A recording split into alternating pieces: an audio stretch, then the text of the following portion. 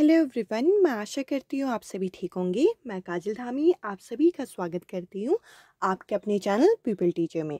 आज की इस वीडियो से हम उत्तराखंड सहायक अध्यापक परीक्षा, जिसे हम उत्तराखंड एलटी के नाम से भी जानते हैं, इस परीक्षा की तैयारी शुरू कर रहे हैं।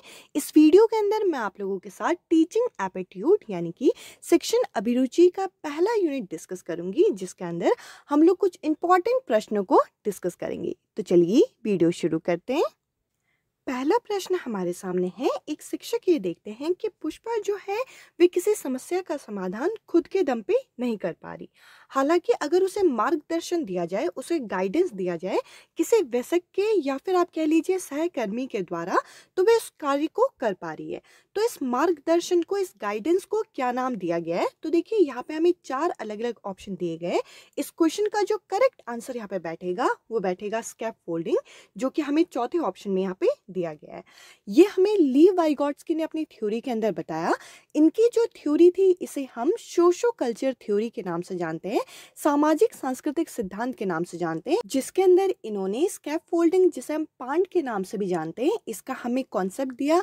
इन्होंने यह बताया कि यदि कोई बच्चा किसी कार्य को खुद नहीं कर पा रहा पर किसी के गाइडेंस से, किसी के मार्गदर्शन से वो कार्य कर पा रहा है, तो इसके लिए यहाँ पे स्कैप फोल्डिंग शब्द का प्रयोग किया जाएगा। इसके अलावा अगर हमसे पूछा जाए प्राइवेट स्पीच यानी कि व्यक्तिगत वाक का जो कॉन्सेप्ट है ये किसने दिया, यहाँ पे भी आंसर होगा ली वाइगॉट्स्की, और इनके सिद्धांत का नाम था सामाजिक सांस्कृतिक सिद्धांत। इस क्वेश्चन का डी जो ऑप्शन है ये करेक्ट आंसर है। अब चलिए अगले प्रश्न की तरफ बढ़ते हैं। अगला प्रश्न हमारे सामने है। इस प्रश्न में हमसे पूछा गया है कि यदि हम किसी नई जानकारी को अपनी पहले से ही एग्जिस्ट करने वाली स्कीमा के साथ जोड़ते हैं, तो इसके लिए किस शब्द का प्रयोग किया जाता है? ये हमें जीन पियाजे ने अपने संज्ञानात्मक विकास के सिद्धांत के अंदर बताया है कि हम लोग अनुकूलन 2 तरीके से करते हैं। एक को इन्होंने एसिमिलेशन का नाम दिया, एक को इन्होंने अकोमोडेशन का नाम दिया। जब हमारी जो स्कीमा होती है इसके साथ नई इंफॉर्मेशन जो है फिट हो जाती है, तब हम यहाँ पे क्या करते हैं? एसिमिलेशन करते हैं। और अगर हमारी किसी नई इंफॉर्मेशन, किसी नई जानकारी के द्वारा हमारी स्कीमा में हमें परिवर्तन करना पड़ता है, तो इसके लिए हम अकोमोडेशन शब्द का प्रयोग करते हैं। देखिए यहाँ पे बोला गया है कि स्कीमा में ये जो नई इंफॉर्मेशन है वो यहाँ पे क्या हो गई? फिट हो गई। और फिट होने के लिए हम एसिमिलेशन शब्द का प्रयोग करते हैं। इस क्वेश्चन का सी जो ऑप्शन है ये करेक्ट आंसर है। अब चलिए अगले प्रश्न को जरा डिस्कस करें। अगला प्रश्न हमारे सामने है। इस प्रश्न में हमसे पूछ रखा है कि यदि हमें कहीं पे डेफिशिएंसी दिखे बच्चे के अंदर लिखने में और साथ ही साथ हैंडराइटिंग यानी कि लेखन से संबंधित, तो ये किसके सिम्टम माने जाते हैं? तो देखिए इस क्वेश्चन का जो करेक्ट आंसर है वो है डिस्ग्राफिया। देखिए ग्राफिया जो शब्द है ये लेखन से संबंधित होता है, यानी कि अगर बच्चे की राइटिंग में आपको त्रुटि दिखे या फिर राइटिंग में बच्चे को कोई प्रॉब्लम दिखे, तो इसके लिए हम डिस्ग्राफिया शब्द का प्रयोग करते हैं। इसके अलावा डिसकैलकुलेटा जो है ये गणित से संबंधित होता है, डिसलेक्सिया जो है ये रीडिंग से संबंधित होता है। इस प्रश्न में हमसे ये पूछा गया था कि लेखन से संबंधित कौन सा है, तो इस क्वेश्चन का जो करेक्ट आंसर होगा वो होगा डिस्ग्राफिया, जो कि हमें पहले ऑप्शन में यहाँ पे दे रखा है। अब चलिए अगले प्रश्न को जरा डिस्कस करें। अगला क्वेश्चन हमारे सामने है। यहाँ पे हमसे पूछ रखा है कि वाइगॉट्स्की के सिद्धांत में विकास के किस पहलू की उपेक्षा की जाती है?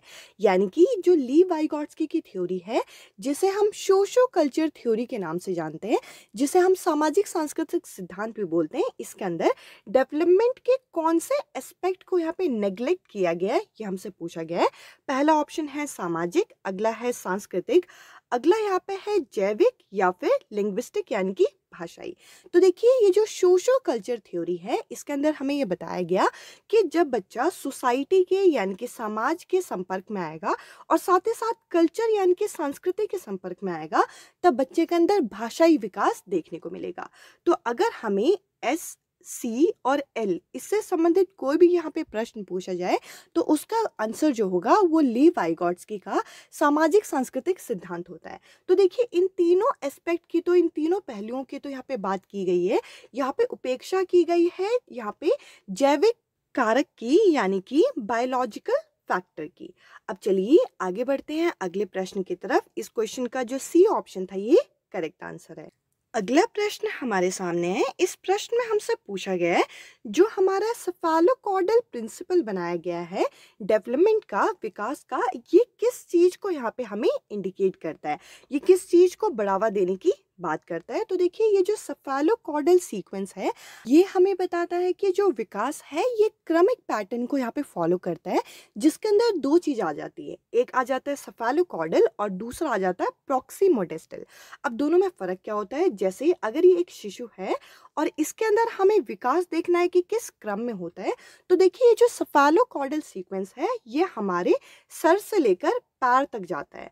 यानी कि सबसे पहले बच्चा अपने सर पे पकड़ बनाएगा, बैलेंस बनाएगा और धीरे धीरे उसकी जो नीचे वाली बॉडी होती है उस पर बैलेंस आएगा।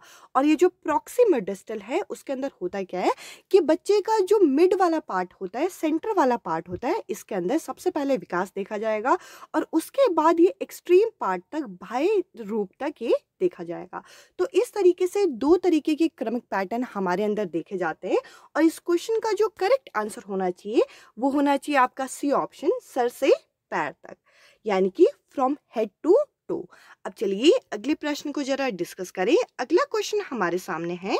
इस प्रश्न में यह बोला गया है कि एक बच्चे की जो नोटबुक है उसको देखा गया और उसके अंदर राइटिंग से संबंधित कुछ त्रुटियां देखी गई, जैसे कि वो रिवर्स इमेजेस नहीं बना पाता, इसके अलावा जो मिरर इमेज होती है उनको वो नहीं बना पाता।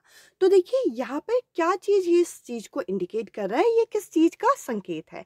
तो देखिए चार ऑप्शन हमें यहाँ पे दे रखे हैं। पहला है यहाँ पे लर्निंग डिसएडवांटेज। देखिए लर्निंग डिसएडवांटेज यहाँ पे करेक्ट नहीं बैठेगा। अगला यहाँ पे लर्निंग डिसेबिलिटी और अगला है लर्निंग डिफिकल्टी या फिर लर्निंग प्रॉब्लम। तो देखिए ये जो होते हैं हमारी डिसलेक्सिया, डिस्ग्राफिया, डिसकैलकुलेटा, ये हमारी लर्निंग डिसेबिलिटीज कहलाते हैं। तो देखिए इस क्वेश्चन का बी जो ऑप्शन है ये करेक्ट आंसर है। अब चलिए अगले प्रश्न को जरा डिस्कस करें। अगला क्वेश्चन हमारे सामने, यहाँ पर हमसे पूछा गया है कि इनमें से कौन सा हमारा लर्निंग का यानी कि अधिगम का डोमेन, सीखने का क्षेत्र माना जाता है। तो देखिए यहाँ पर हमें अलग अलग ऑप्शन दे रखे हैं। अगर हम सीखने के क्षेत्र की बात करें तो ये तीन अलग अलग एरिया होता है। सबसे पहले कोग्निटिव यानी कि जो हमारे संज्ञान से संबंधित होता है, दूसरा होता है अफेक्टिव जो हमारी इमोशन से लिंक होता है, इसके अलावा अगला होता है साइकोमोटर। साइकोमोटर जो होता है ये हमारी फिजिकल एक्टिविटी से संबंधित होता है।